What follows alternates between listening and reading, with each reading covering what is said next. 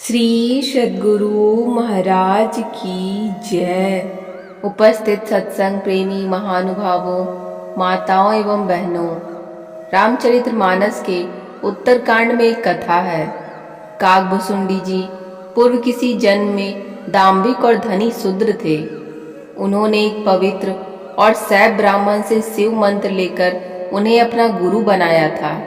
एक दिन काकभुसुंडी जी शिव मंदिर में बैठकर शिव मंत्र का जप कर रहे थे। उसी समय उनके गुरु वहां गए। काकभुसुंडी जी ने उन्हें अभिमानवश उठकर प्रणाम नहीं किया। उनके इस अशिष्ट व्यवहार से गुरु तनिक भी क्रोधित नहीं हुए। वे पूर्ववत शांत स्थिर बने रहे। पर शिव जी को यह गुरु अपमान सहन न हुआ। उन्होंने आकाशवाणी के द्वारा काकभुसुंडी जी को अजगर बनकर वृक्ष के खोडन में पड़े रहने का शाप दे दिया। इस शाप को सुनकर गुरु हाहाकार कर उठे और अपने शिष्य की शाप मुक्ति के लिए शिव जी से विनती की। शिव जी ने उनकी साधुता से प्रसन्न होकर कहा, मेरा शाप तो व्यर्थ नहीं जाएगा। इसे 1000 वर्ष पर्यंत तो शाप भोगना ही पड़ेगा, लेकिन जन्मने और मरने से साधारण जीवों को जो दुख हुआ करता है वह इसको नहीं होगा। संत ऐसे ही करुणामयी होते हैं। भगवान श्री राम ने कहा है, मोते अधिक संत करी लेखा। पहले जानना चाहिए कि संत किसे कहते हैं। किसी की बड़ाई जानने के बाद ही उसमें श्रद्धा उत्पन्न होती है। संत वे होते हैं जो दूसरों के दुख से दुखी और दूसरों के सुख से सुखी होते हैं। लोगों के क्लेश देखकर संतों के हृदय में बड़ी पीड़ा होती है। वे उनके कष्ट दूर करने के लिए व्यग्र रहते हैं। भवताप से तप्त लोगों के बीच जा जाकर खुद कठिनाइयों और बड़ी बड़ी मुसीबतें झेलते हुए उन्हें कल्याण का उपदेश करते हैं। उन्हें दुखों से छुड़ाना चाहते हैं। उन्हें बताते हैं कि देखो, जितने शरीर हैं उन सब में तुम्हारा मनुष्य शरीर विशेष है। यह इसलिए नहीं कि तुम्हारा शरीर आकार प्रकार में बड़ा दर्शनीय है, बल्कि इसलिए कि इस शरीर में रहकर तुम वह काम कर सकते हो जो किसी दूसरे शरीर में नहीं हो सकता। आवागमन से छूटने का उपाय इसी शरीर में रहकर किया जा सकता है। इसलिए इस शरीर को सुर दुर्लभ कहा गया है। बड़े भाग्य मानुष तन पावा, सुर दुर्लभ सब ग्रंथ ही गावा। आज चंद्रलोक तथा अन्य ग्रह पर कोई गया है तो मनुष्य ही गया है। यह बौद्धिक चमत्कार मनुष्य ने ही दिखाया, किसी पशु पक्षी या किसी कीड़े मकोड़े ने नहीं। हम बहुत से देवी देवताओं के नाम सुनते हैं अमुक ने ऐसा उच्च पद प्राप्त किया था। वे सब कौन थे? वे लोग हमारे जैसे ही साधारण जीव थे जो तपस्या करके वैसे हो गए। इतना ही नहीं, ईश्वर की भक्ति करके ईश्वर तक हो गए। जानत तुम ही हो जाई।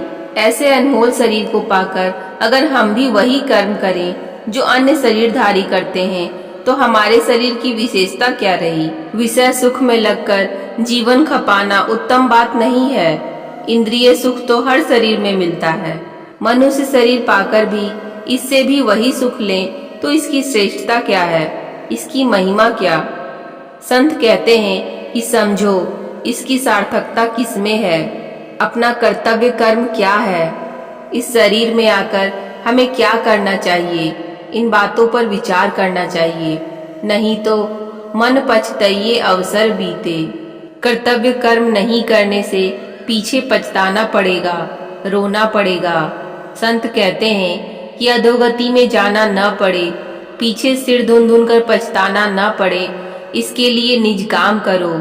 जो काम आपको कल्याण की ओर ले जाता है, जिसे आपके अतिरिक्त दूसरा दुनिया में कोई नहीं कर सकता, वही आपका निज काम है। खेती, दुकानदारी, फैक्ट्री आदि के काम आपके नहीं रहने पर भी चलते रह सकते हैं। मान लीजिए आप एक इमारत खड़ी करने में लगे हुए हैं, इसी बीच आपकी मृत्यु हो जाती है, तो क्या वह इमारत पूरी नहीं हो सकती है? आपके भाई भतीजे, बेटे व सगे संबंधी उसे पूरा कर लेंगे, लेकिन आपका अपना काम कोई दूसरा पूरा नहीं कर सकता। आप बीमार हैं, आपको औषधि खाने की आवश्यकता है, तो क्या दूसरे की औषधि खा लेने से आपकी बीमारी दूर हो जाएगी?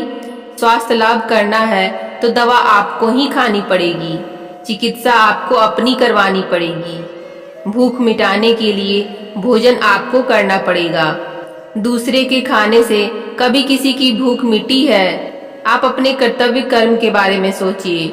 आपके सिर पर भारी बोझ है।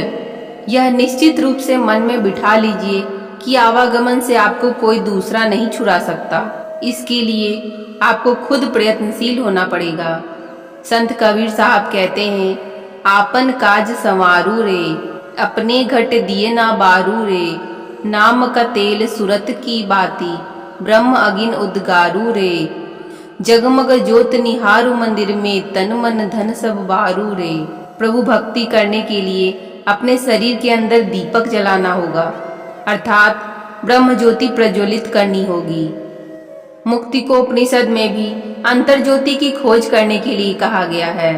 हम लोग शरीर रूपी नगर में रह रहे हैं। इसमें अंधकार समाया हुआ है। यही अंधकार हमारी अज्ञानता का, हमारे सारे दुखों का कारण है। इस अंधकार से ऊपर उठने के लिए शरीर के 9 द्वारों से चेतन वृत्ति को समेटकर उस अंतर ज्योति के अनुसंधान के लिए चलना चाहिए। धम्मपद के जरावग्यों में भगवान बुद्ध ने भी कहा है कि तुम अंधकार से घिरे हुए हो, प्रदीप की खोज क्यों नहीं करते? अपने घट दिए ना बारू रे, यह आपका निज काम है। इस काम को प्राथमिकता दीजिए। पहले अपना काम कीजिए, तब कोई दूसरा काम। आवागमन से मुक्त होने के लिए ईश्वर भक्ति करना ही अपना काम है। शरीर बंधन में नहीं आते तो इससे संबंधित दुख नहीं उठाना पड़ता। प्रभु के दर्शन के लिए तीर्थों की खाक छानते हैं, मूर्तियों के दर्शन करते हैं। मूर्तियों के दर्शन करके विश्वास नहीं होता है कि प्रभु के दर्शन हुए, इसलिए उनसे प्रत्यक्ष दर्शन करने की प्रार्थना करते हैं। वे प्रभु सबके बाहर भी हैं और सबके भीतर भी। प्रभु की प्रत्यक्षता अपने अंदर होगी। उनकी पहचान आत्मदृष्टि से होगी, चर्म दृष्टि से नहीं। जीवात्मा पर माया की तह दर तह कई पट्टियां पड़ गई हैं। अंदर चलने से वे पट्टियां उतरती जाएंगी।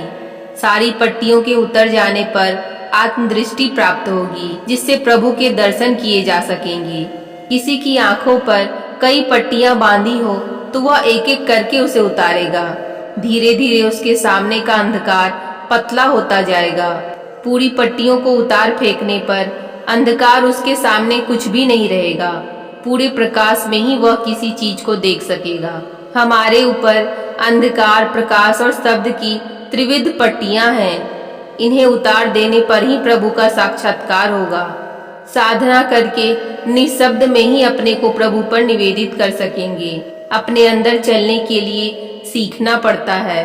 संसार का साधारण ज्ञान भी गुरु के बिना लोग नहीं सीख पाते हैं। हम देखते हैं कि बहुत सी नौकरियों में नियुक्ति होने पर पहले ट्रेनिंग लेनी पड़ती है। ट्रेनिंग लिए बिना उस काम के योग्य नहीं बनते। सिखाने वाले से सीखिए। महायोगी गोरखनाथ जी ने बड़ा अच्छा कहा है, सप्त धातु का काया पिंजड़ा, ता माही जुगति बिन सुआ, सतगुरु मिले त उबरे बाबू, नहीं त पड़ले हुआ। सतगुरु से युक्ति जाने बिना जीव शरीर में सृष्टि के आदि काल से ही फंसा हुआ है। उबरने के लिए गुरु युक्ति से साधना कीजिए। बस आज के लिए इतना ही। आशा करती हूँ आपको यह प्रवचन सुनने में अच्छा लगा होगा। प्रवचन सुनने में अच्छा लगा हो तो कमेंट में जय गुरु महाराज जरूर लिखिएगा। मिलते हैं ऐसे ही और वीडियोस में। तब तक के लिए धन्यवाद। जय गुरु।